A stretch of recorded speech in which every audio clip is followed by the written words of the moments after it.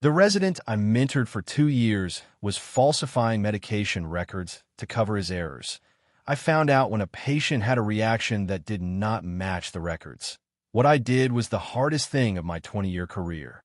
There are medical errors that happen, not because those who practice medicine are careless, but because medicine happens under conditions of pressure, exhaustion, complexity that produce errors even in the most capable and most careful people. What distinguishes someone who is making an error within the system from someone who is in a different kind of problem is not the error itself. It is what they do with it. Whether they report it, whether they face it, whether they allow the patient's safety system to function the way it is designed to function. The resident I had mentored for 2 years had done none of those things. He had taken his errors and buried them in falsified records, with signatures that were not his but that he had placed there, in files of real patients who were in real beds, trusting that what was recorded corresponded to what was being given to them, which in the case of the patient who uncovered everything did not correspond. My name is Carmen. I am 48 years old.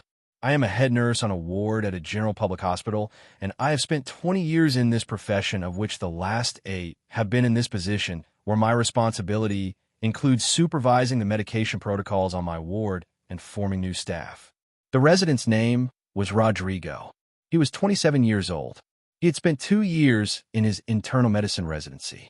He was the kind of resident that mentors remember, curious, willing, with that specific energy of someone who genuinely wants to learn.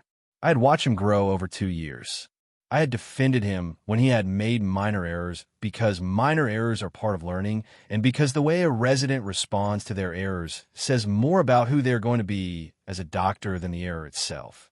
I had not known there were errors he had not shown me. The patient's name was Dona Esperanza. She was 73 years old. She had been in the hospital for 4 days due to a decompensation of her heart failure. On Wednesday afternoon, she went into severe bradycardia. When I arrived at her bed, the situation was already being handled by the on-duty team. Dona Esperanza was stabilized. What remained after the situation was controlled was a question that, as head nurse, I could not ask myself. Why? The medication recorded in her file should not have produced bradycardia. It was a standard combination for her diagnosis, with the recorded doses that had been administered according to the records. But Dona Esperanza had a bradycardia that suggested exposure to something not in the records or doses that did not correspond to the records. That discrepancy was my responsibility to investigate. I reviewed the file that same afternoon. I looked specifically at the medication records from the previous 48 hours. What I found was not immediately obvious. The records were formally correct. The signatures were there. The times were there. The doses were there. But there was something in the handwriting of 2 of the records that did not correspond to the usual pattern of whoever had signed them. I had spent 8 years as head nurse. I knew the handwriting of all my team members the way you know the handwriting of people with whom you have read documents thousands of times. Those 2 signatures were from the night shift nurse, but they were not her handwriting. I did not act immediately. What I did was what I had learned to do in 20 years. Document before anything else. I photographed the pages of the file with my personal phone. I reviewed the record from the previous 2 days, looking for more inconsistencies. I found 3 additional entries that had the same problem. Signatures that formally corresponded to the right people, but that in the handwriting were not from those people. 5 entries in 48 hours. In the file of the patient who had had the bradycardia. The following day, I arrived early. Before the shift began, I spoke privately with a nurse whose signature appeared on the irregular records. Her name was Patricia, and she had been at the hospital for 6 years. She was a professional I trusted completely. I asked her whether she remembered the specific entries from that night. Patricia looked at me in a way that told me something in the question was generating discomfort in her. She told me, yes, she remembered the shift, but did not remember making those specific entries. I asked whether anyone else had had access to her documentation area that night. She told me Rodrigo had been on the ward until late that night, that at some point she had left to attend to an emergency at another bed, and when she had come back, Rodrigo was in the documentation area, that she had not thought anything of it because it was something that happened. I had enough to go to medical management. But before going, I did one more thing. I reviewed the files of other patients Rodrigo had attended in the previous 2 weeks. Not all of them. Those who had had clinical events that at the time I had attributed to the natural progression of their condition. In 3 files, I found the same pattern. Medication entries with signatures that did not correspond to the handwriting of whoever had signed them. Clinical events that, with the information of the real doses, if the entries were false, made more sense than they had with the recorded doses. For patients, including Dona Esperanza, a pattern that had been operating on my ward for long enough that I would have seen it if I had been looking. That was also information about me that I needed to process. I went to medical management that afternoon. Not to Rodrigo, to the hospital's medical director, whose name was Dr. Irene and who had spent 15 years in that position. I asked for an urgent meeting. I told her it was about patient safety, that it was about a situation on my ward that required her immediate attention. Irene received me in 20 minutes. I presented what I had found in an orderly way. The photographs of the file, the pattern across the 4 patients, the conversation with Patricia, the connection to Rodrigo. Irene listened without interrupting. When I finished, she asked me how long I thought this had been happening. I told her I could not know with certainty, but that the pattern in the files I had reviewed suggested at least 2 weeks. That I had not reviewed further back yet, because I had wanted to come with what I had before expanding the analysis. Irene said the formal investigation would begin immediately. That Rodrigo would be removed from patient care while the investigation lasted. That I would be kept informed of the process to the extent that my participation was necessary. That what I had done by bringing this in this way was exactly what the patient safety system needed to have happen. Those words mattered more to me in that moment than I expected them to. The investigation lasted 3 weeks. What it determined was more extensive than what I had found. Rodrigo had been falsifying records for 4 months. Not only on my ward, on 2 additional wards where he had rotated during his residency. The errors he had covered were dosing errors that in all cases had been the consequence of extreme exhaustion during long shifts.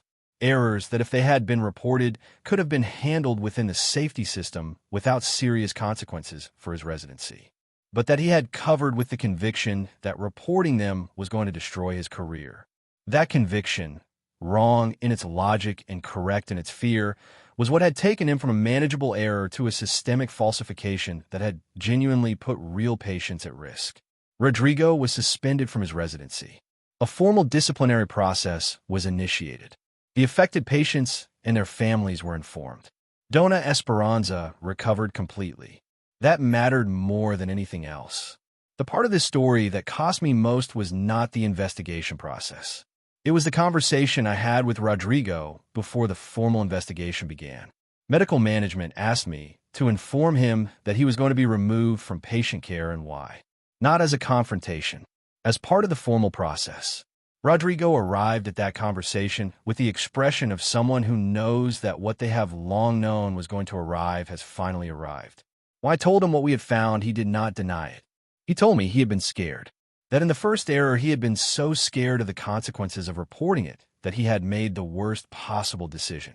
That after the first falsification, each subsequent one had been easier to make and harder to stop. That he had thought about coming to tell me multiple times. That each time fear had won. I told him what he was describing was exactly the mechanism that makes patient safety systems fail. Not bad intention. The rational fear of reporting consequences that in the absence of explicit guarantees seems greater than the harm of covering the error. That if he was in a healthcare environment and made an error, the only possible direction was reporting. Because concealment does not protect the patient. It exposes them. And because the harm of a discovered falsification is always greater than the harm of a reported error. Rodrigo nodded. And what I saw on his face in that moment was not the relief of someone who hoped to escape the consequences. It was something more like the relief of someone who no longer had to carry alone what they had been carrying. That was also information. What I changed on my ward after this situation is concrete and documented in the updated protocol that medical management implemented throughout the institution as a result of the investigation. Random monthly review of medication records verifying correspondence between handwriting and signatory. Explicit medication error reporting protocol that includes formal guarantees that reporting will not be used as the sole criterion in resident evaluations. Confidential channel for medication irregularity reports that does not go through the direct supervisor. Mandatory training on patient safety culture for all residents in the first 3 months of their rotation. Those changes do not solve everything, but they directly address the mechanism that had produced the problem. What I want you to take from this story has parts for people in very different positions. For those who work in healthcare environments, whether as professionals or as people in training, patient safety systems work when the people who make errors have an environment that makes reporting safer than concealment. When that environment does not exist, or when people in training believe it does not exist, the result is what I described. Not bad intention. Rational fear of consequences that, in the absence of explicit guarantees, seems greater than the harm of covering the error. If you're in a healthcare environment and you make an error, the only possible direction is reporting. Because concealment does not protect the patient. It exposes them. And because the harm of a discovered falsification is always greater than the harm of a reported error. For those who work in supervision or management in high-pressure environments, the culture you produce in your team determines whether the people who make errors come to you or hide them. That is not individual responsibility. It is systemic responsibility. But it starts with each supervisor who decides how they respond when someone on their team brings them an error. And for everyone, people who cause harm in environments of trust do not always start out wanting to cause harm. Sometimes they start out wanting to survive. And the difference between those two things matters for understanding what produces the problem, even though it does not change the consequences of what they did. If this story impacted you, comment. Do you believe medical and health training environments make error reporting sufficiently safe, or does fear of consequences remain the main obstacle to patient safety?